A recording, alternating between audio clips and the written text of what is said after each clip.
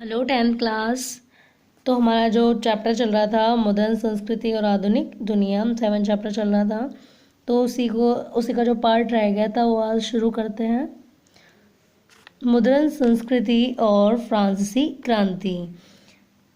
तो मॉडर्न संस्कृति और फ्रांसीसी क्रांति जो है एक तरीके से एक सिक्के के दो पहलू की तरह माने गए हैं। मॉडर्न संस्कृति ने इसे जो है फ्रांसीसी क्रांति में जो है भूमिका निभाई इसने।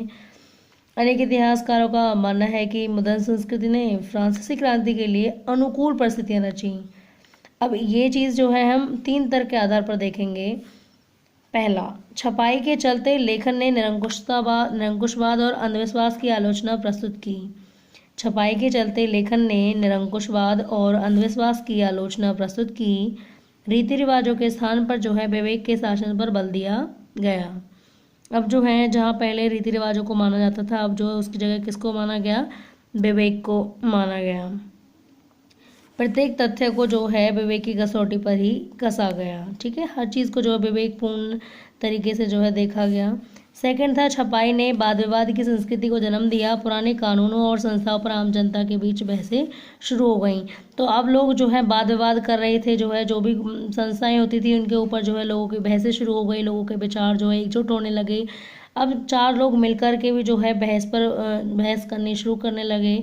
ठीक है, एक तरीके से जो है अब ये जो छपाई से जो है संस्कृति पर सवाल भी उठाए गए, जो आडंबरपूर्ण जो संस्कृति थी। तो इस तरीके से जो है लोग इसने जो है वाद विवाद की संस्कृति को भी जो है जन्म दे दिया। तीसरा है, थर्ड पॉइंट है हमारा, 1780 के दशक तक राजशाही और उसकी नैतिकता का मजाक उड़ाया गया। तो 1780 के दशक तक जो है राजशाही जो राजा होते थे और उसकी नैतिकता का जो है मजाक उड़ाया गया। सामाजिक व्यवस्था को लेकर सवाल खड़े किए गए। कैरिकेचर को बोलते हैं व्यंग्य चित्र, कटाक्षपूर्ण जो चित्र होते हैं या फिर किसी की मतलब एक तरीके से आलोचना वाले जो चित्र होते हैं। एक तरीके से कैरिकेचर जो है व्यंग्य चित्र और कार्टून के माध्यम से जो है बताया गया कि जनता तो जो है मुश्किलों में है, जबकि राजशाही भोग विलास में डूबी हुई है। साहित्य ने भी जो है लोगों को राजतंत्र के विरुद्ध भड़काने में जो है मदद करी। 19वीं सदी, तो 19वीं सदी में जो है बच्चे, महिलाएं, मजदूरों पर क्या प्रभाव पड़ता है। फ्रांस में जो है 1857 में सिर्फ बाल पुस्तकें छापने के लिए जो है एक मुद्रणालय या प्रेस स्थापित की गई। यानी कि अब बच्चों के लिए भी जो है पुस्तकालय की स्थापना की जानी शुरू हो गई। न केवल महिलाएं, अब जो है बच्चे भी इस श्रेणी में शामिल होने शुरू हो गए थे। 19वीं सदी में जब उपन्यास छपने लगे तो औरतें उनकी अहम पाठिका बन गईं। जहां महिलाओं को जो है सिर्फ घर तक सीमित रखा जाता था, महिलाएं भी जो है पढ़ने के लिए आने लगी, पढ़ाई में जो है दिलचस्पी दिखाने लगती हैं। मशहूर उपन्यासकारों में लेखिकाएं अग्रणी थी, जैसे Jane Austen, George Eliot, Bronte वेने आदि। 7वीं शताब्दी से जो है किराए पर किताब देने वाले पुस्तकालय भी अस्तित्व में आने लगे। ऐसे पुस्तकालय की भी स्थापना की गई जो किराए पर भी जो है किताबें दिया करते थे। इसी के साथ जो है भारत का मॉडर्न संसार। अब हमने देखा, अब तक तो जो है देखा कि किस तरीके से मुद्रण का जो है हर तबके पर जो इफेक्ट पड़ता है। अब देखेंगे और अन्य देशों में देखा कि कैसा मुद्रण रहा, किस तरीके से लोगों ने उसे अपनाया। अब देखेंगे कि किस तरीके से भारत में मुद्रण रहता है, भारत में किस तरीके से छपाई की तकनीक आती है और किस तरीके से उसका जनमानस पर प्रभाव पड़ता है। ठीक है, तो भारत का मॉडर्न संसार यानी कि छपाई जो है भारत आई। प्रिंटिंग प्रेस सर्वप्रथम 16वीं शताब्दी में भारत के गोवा में पुर्तगाली धर्म प्रचारकों के साथ आया।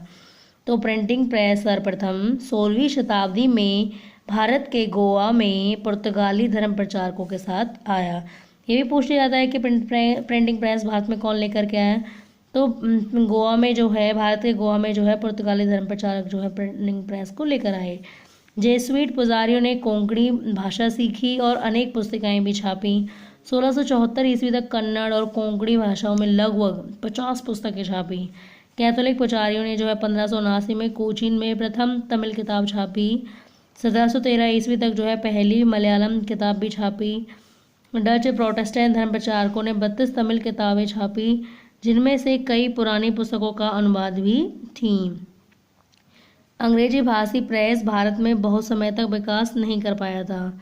जो अंग्रेजों का जो प्रेस था, भाषाई जो प्रेस था अंग्रेजों का, वो भारत में बहुत समय तक विकास नहीं कर पाया था। यद्यपि इंग्लिश इंडिया कंपनी ने 17वीं शताब्दी के अंत तक जो है छापे खाने का आयात आरंभ कर दिया। तो 17वीं शताब्दी में जो अंग्रेज भी जो है छापे खाने का आयात जो है आरंभ कर देते हैं। इसी के साथ जो है औपनिवेशिक राज की छवि को जो है धूमिल होने से बचाने के लिए, औपनिवेशिक राजा की छवि को धूमिल होने से बचाने के लिए ऐसी पत्रिकाएं निकाली गईं जो इनके बारे में अच्छा लिखें। कुछ हिंदुस्तानी भी अपने अखबार छापने लगे थे। ऐसे प्रयासों में जो है पहला जो प्रयास था वो था राजा राम मोहन राय का। तो राजा राम मोहन राय के करीबी रहे गंगाधर भट्टाचार्य द्वारा भी प्रकाशित बंगाल गजट।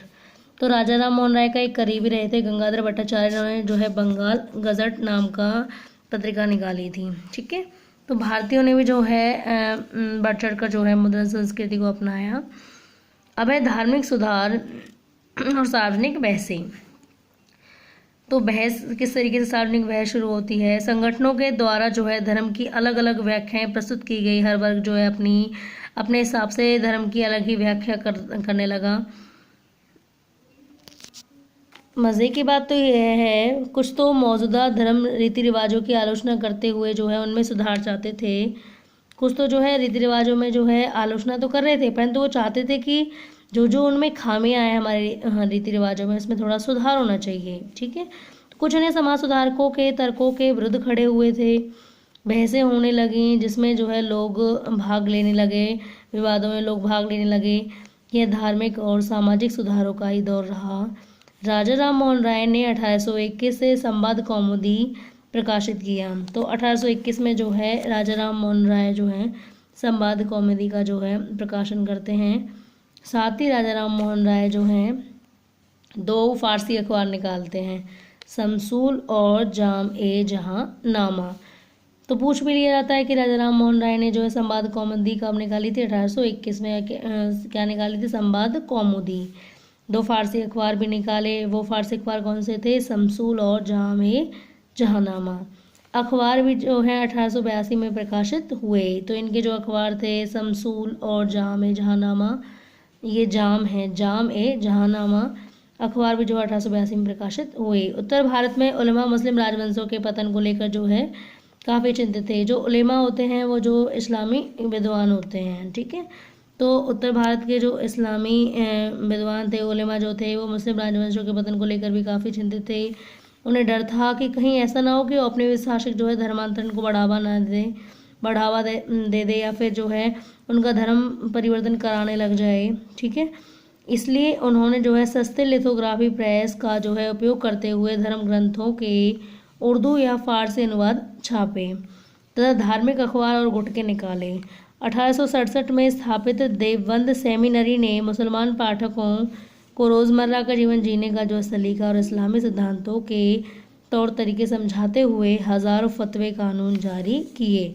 इस तरह अपने संप्रदाय को बढ़ाने के लिए जो है हर किसी ने जो प्रचार प्रसार किए। प्रकाशन के नए रूप। तो प्रकाशन के नए रूप क्या थे?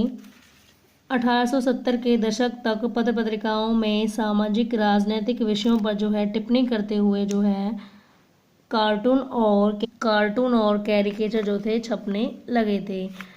कुछ में शिक्षित भारतीयों की पश्चिमी अभिरुचियों और पश्चिमी पोशाकों का मजाक उड़ाया गया, जबकि कुछ अन्य में जो है सामाजिक परिवर्तन को लेकर एक भैंसा देखा गया। साम्राज्यवादी व्यंग्य चित्रों में राष्ट्रवादियों का मजाक उड़ाया जाता था, तो राष्ट्रवादी भी जो है साम्राज्यवादी सत्ता पर निशाना साधने से नहीं चूके। तो साम्राज्यवादी जो है राष्ट्रवादियों पर और राष्ट्रवादी साम्राज्यवादियों पर इस तरीके से एक दूसरे पर जो है प्रिंट के माध्यम से जो है मजाक उड़ाया करते थे। इसी के साथ जो है महिलाएं और मुद्रण। महिलाओं का मुद्रण से क्या कनेक्शन संबंध रहा, किस तरीके से महिलाएं जो है मुद्रण से जुड़ी। महिलाओं के लिए पाठन अब और भी सरल हो गया। घर में रहकर जो है वो पढ़ाई करने लगी थी। उनके जो परिवार में जो भाई या पिता होते थे वो घर पर रहकर जो उनकी पढ़ाई में क्या करते थे, मदद किया करते थे। अब तो उनके लिए पढ़ना और भी सरल हो गया। पत्रिकाओं में लेखिकाओं को जगह दी गई। हालांकि कुछ कट्टर हिंदुवादी जो फैमिली थी, परंपरावादी जो परिवार थे, उन्होंने जो उदारता नहीं दिखाई स्त्रियों के प्रति। उन्होंने जो है उनका मानना था कि अगर स्त्री ज़्यादा पढ़ जाएगी तो जल्दी विधवा हो जाएगी। ऐसा अंधविश्वासी थे वो। उनका मानना था कि अगर ज़्यादा लड़की को पढ़ा दिया तो वो बहुत जल्दी विधवा हो जाएगी। और साथ ही जो मुसलमान तबका था वो सोचता था कि अगर महिलाओं को शिक्षा दी गई तो वो जो है बिगड़ जाएंगी और साथ ही जो है घर की सीमा को लांघना शुरू कर देंगी। तो इस तरीके से जो है हर कम्युनिटी ने जो है अपना अपना नज़रिया बना दिया था पढ़ाई के प्रति, महिलाओं को शिक्षा देने के प्रति। तो लेकिन इसके बावजूद भी कुछ ऐसी महिलाएं निकल करके आती हैं जो पढ़ाई करती हैं और अपनी एक छवि बनाती हैं। राजसुंदरी देवी में भी कुछ ऐसी थी। राजसुंदरी देवी जो राजसुंदरी देवी थी, रूढ़िवादी परिवार में जो इनकी शादी हो गई थी। इसके बाद जो है उन्होंने रसोई में छुप छुप कर जो है पढ़ना शुरू किया, पढ़ना सीखा, और उसके बाद उन्होंने जो है अपनी आमार जीवन नाम की एक आत्मकथा भी लिखी। तो आमार जीवन किसकी आत्मकथा है? राजसुंदरी देवी की, जो कि 1876 में प्रकाशित हुई। यह बंगाली भाषा में प्रकाशित पहली पूर्ण आत्मकथा थी। तो बंगाली भाषा में छपी हुई ये पहली आत्मकथा थी। इसके बाद एक नाम आता है कैलाश वासनी देवी का। कैलाश वासनी देवी, इन्होंने जो 1860 के दशक से महिलाओं के अनुभवों पर लिखना शुरू किया, कैसे उन्हें जो है बंदी बनाकर घरों में रखा जाता था, किस तरीके से महिलाओं पर से जो है घरेलू अत्याचार होता था, घरेलू हिंसाएं होती थीं, उन्हें घर में जो है बंदियों की भांति बांध कर रखा जाता था। तो इस तरीके से जो है महिलाओं के विषय में उन्होंने लिखा। 1880 के दशक में पंडिता रमाबाई और ताराबाई शिंदे ने जो है उच्च जाति की नारियों की दयनीय स्थिति के बारे में लिखा। उर्दू, बंगाली, मराठी और तमिल प्रिंट संस्कृति पहले विकसित हो गई थी, लेकिन गंभीर हिंदी की छपाई की शुरुआत जो है 1870 के दशक से शुरू हुई। विधवा विवाह, विधवा जीवन और राष्ट्रीय आंदोलन पर भी लेखनी चलाई गई। अब पंजाब की बारी थी। तो पंजाब में भी जो है 20वीं सदी के प्रारंभ से ही लोकप्रिय साहित्य बड़े पैमाने पर जो है छापा गया। राम चड्ढा ने जो है महिलाओं को आज्ञाकारी बीवियां बनने की सीख देने के उद्देश्य से स्त्री धर्म विचार नामक कृति लिखी। एक क्वेश्चन भी बनता है कि राम चड्ढा ने कौन सी बुक लिखी? स्त्री धर्म विचार। या फिर ऐसे पूछ सकते हैं कि स्त्री धर्म विचार के लेखक कौन है? राम चड्ढा। प्रिंट और गरीब जनता, जैसे जैसे प्रिंट जो है ज़्यादा फैलना शुरू हो जाता है, वैसे वैसे जो है ये लोगों के लिए और भी सस्ता होता जाता है, गरीब लोगों की पहुंच में आने लग जाता है ये प्रिंट जो होता है। तो गरीब लोग भी जो है पुस्तकें पढ़ना शुरू करते हैं। 19वीं सदी के अंत में जाति भेद के बारे में तरह तरह के निबंध और पुस्तिकाओं में लिखा जाने लगा था। निम्न जाति आंदोलनों के मराठी प्रणेता ज्योतिबा फुले ने भी जो है अपनी कृति गुलामगिरी, जो कि 1871 में छपी थी, में जाति प्रथा के अत्याचारों पर भी लिखा। तो ये क्वेश्चन भी बन सकता है कि ज्योतिबा फुले ने कौन सी बुक लिखी? गुलामगिरी लिखी। कब लिखी थी भाई? 1871 में लिखी थी। तो गुलामगिरी किसकी रचना है? ज्योतिबा फुले की। 20वीं सदी के महाराष्ट्र में जो है भीमराव अम्बेडकर, जो कि संविधान निर्माता माने जाते हैं, दलितों के मसीहा जिन्हें कहा जाता है, तो महाराष्ट्र में भीमराव अम्बेडकर तथा मद्रास में ईवी रामास्वामी नायकर को जो है पेरियार के नाम से भी जाना जाता है। तो इन्होंने जो है ये जो है दलितों के लिए बहुत ज़्यादा, दलितों के लिए काम करने के बारे में जो बहुत ज़्यादा जाने जाते थे। ठीक है। तो 20वीं सदी के महाराष्ट्र में भीमराव अम्बेडकर था, मद्रास में वी रामास्वामी नायकर जो थे, इन्होंने जो जाति पर जोरदार जो है लेखनी चलाई, बहुत ज़्यादा लिखा। कानपुर के मिल मजदूर काशी बाबा ने जो है 1938 में छोटे और बड़े सवाल लिख और छापकर जो है वर्गीय तथा जातीय शोषण के बीच का रिश्ता समझाने की भरपूर कोशिश की। ठीक है। तो इस तरीके से जो दलित कम्युनिटी थी, उन्होंने भी जो है खूब अपनी जो है अपनी कम्युनिटी को जगाने के लिए, अपनी जाति के लोगों को जगाने के लिए जो है काफ़ी लेखन लिखे। उसमें अपना रोष भी प्रकट किया कि किस तरीके से जो है दलितों पर अत्याचार होता है, उनका जीवन कितना संघर्षमय है। तो इस तरीके से उन्होंने लिखा। इसके बाद आता है प्रिंट और प्रतिबंध। ईस्ट इंडिया कंपनी के तहत 1798 से पहले का औपनिवेशिक शासन पाबंदी या सेंसरशिप लगाने के बारे में ज़्यादा परेशान नहीं था। तो 1798 से पहले अंग्रेजों के दिमाग में कोई ख्याल नहीं था कि जो है सेंसरशिप भी लगाना है या लगानी चाहिए। ठीक है। तो दिलचस्प बात तो यह है कि मुद्रित सामग्री को नियंत्रित करने के लिए इसके शुरुआती कदम कंपनी के कुप्रशासन की कटु आलोचना करने वाले तथा कंपनी के हुक्मरानों के कार्यों को कोसने वाले अंग्रेजों के विरुद्ध उठे। तो कहने का मतलब ये है कि भाई जो अंग्रेज थे ना, अंग्रेजों को जो है अपने ही अंग्रेजों के खिलाफ जो है उठना पड़ा था, क्योंकि जो कुछ अंग्रेज अच्छे भी होते थे और कुछ बेकार भी थे। तो जो कुछ अंग्रेज अच्छे वाले थे, उन्होंने जो है दूसरे अंग्रेजों के खिलाफ लिखना शुरू किया। तो इस तरीके से उन्होंने उन अंग्रेजों के खिलाफ कार्रवाई की, तो उन्हें जो है अपनों के ही खिलाफ कार्रवाई करनी पड़ी। ठीक है।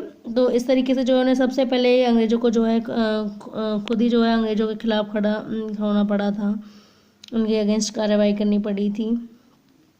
कंपनी को इस बात की भी चिंता थी कि इन आलोचनाओं का लाभ उठाकर इंग्लैंड में बैठे इनके निंदक कहीं भारत पर उनके व्यापारिक एकाधिकार पर हमला न बोल दे। अब जो है उन्हें अपनी कॉलोनी भारत की चिंता सताने लगी थी, कहीं ऐसा ना हो भाई भारत में जो है इसका इफेक्ट देखा जाए, भारत के लोग भी जो हैं इस तरीके की बातों को देखेंगे तो उनमें भी जो हमारे प्रति जो है बगावत की भावना और ज़्यादा बढ़ जाएगी। अतः 1820 ईस्वी के दशक तक कलकत्ता सर्वोच्च न्यायालय ने प्रेस की स्वतंत्रता को नियंत्रित करने वाले कुछ कानून पास किए। कंपनी ने ब्रितानी शासन की महिमा का बखान करने वाले अखबारों के प्रकाशन को प्रोत्साहन देना शुरू कर दिया। यानी जो अंग्रेजी शासन की तारीफ करता था उन अखबारों को जो है प्रोत्साहन भी दिया गया, उनकी हेल्प भी की गई अंग्रेज सरकार द्वारा। देशी और अंग्रेजी भाषाओं के अखबार संपादकों द्वारा अर्जी लगाने के बाद जो है 1835 में गवर्नर जनरल विलियम बेंटिक ने प्रेस कानून की पुनर्समीक्षा दोबारा से जांच करने के लिए जो सहमत हो गए। 1857 के विद्रोह के पश्चात प्रेस की स्वतंत्रता के प्रति रवैया जो है बदल गया। जो क्रुद्ध अंग्रेजों ने जो है देसी प्रेस का मुंह बंद करने की मांग की। जैसे जैसे भाषाई समाचार पत्र राष्ट्रवाद के समर्थन में मुखर होते गए, वैसे वैसे औपनिवेशिक सरकार में कड़े नियंत्रण के प्रस्ताव भी तेज होने लगे। तो कहने का मतलब ये है कि जैसे जैसे लोगों में राष्ट्रवाद की भावना बढ़नी शुरू हो गई, क्योंकि और ये राष्ट्रवाद कहीं ना कहीं जो है पत्र पत्रिकाओं के माध्यम से, समाचार पत्रों के माध्यम से भी फैल रहा था, लेखन के माध्यम से फैल रहा था। तो अंग्रेजों को जो है डर लगने लगा था कि इस तरीके से तो भारत में राष्ट्रवाद फैल जाएगा, भाई लोग एकजुट हो जाएंगे, जागरूकता आ जाएगी। तो इसके लिए ज़रूरी है कि जिनके माध्यम से इनमें जागरूकता आ रही है उस माध्यम को ख़त्म किया जाए, उस माध्यम को कंट्रोल किया जाए। तो यही कारण होता है। इसी डर के चलते अंग्रेज़ जो होते हैं आयरिश प्रेस कानून के तर्ज पर जो है 1878 में वर्नाक्यूलर प्रेस एक्ट लेकर के आते हैं, वर्नाक्यूलर प्रेस एक्ट लागू करते हैं 1878 में। क्वेश्चन भी बनता है कि वर्नाक्यूलर प्रेस एक्ट कब लागू किया गया? 1878 में। यदि कोई अखबार सरकार के विरुद्ध लिखता तो पहले तो उसे चेतावनी दी जाती, और यदि चेतावनी को वो अनसुना करते तो अखबार भी जब्त कर लिया जाता और साथ में अखबार छापने वाली मशीन भी, ठीक है, उसको भी छीन लिया जाता था। दमनकारी नीति के बावजूद भी राष्ट्रवादी अखबार देश के प्रत्येक कोने में फैलते गए। जब पंजाब के क्रांतिकारियों को 1907 में काला पानी भेजा गया, काला पानी जो है बहुत ही खतरनाक जेल मानी जाती थी अंग्रेजों की। तो जब पंजाब के क्रांतिकारियों को 1907 में काला पानी भेजा गया तो बाल गंगाधर तिलक ने जो अपने केसरी में उनके प्रति गहरी हमदर्दी जो थी जताई। तो इस तरीके से जो है कहीं ना कहीं जो समाचार थे, पत्र पत्रिकाएं थी, यानी कि प्रिंट ने जो है इन लोगों के विचारों को उभारने में, चाहे वो अपना रोष प्रकट करना चाहते हैं या प्रेम प्रकट करना चाहते हैं, हर तरीके से जो है प्रिंट ने जो है लोगों की मदद की। तो स्टूडेंट्स लेसन हमारा फिनिश हो चुका है। तो आप जब तक वीडियोस को नहीं देखोगे तब तक लेसन समझ में नहीं आएगा। तो ज़्यादा से ज़्यादा वीडियो को देखें, शेयर करें। Thank you so much.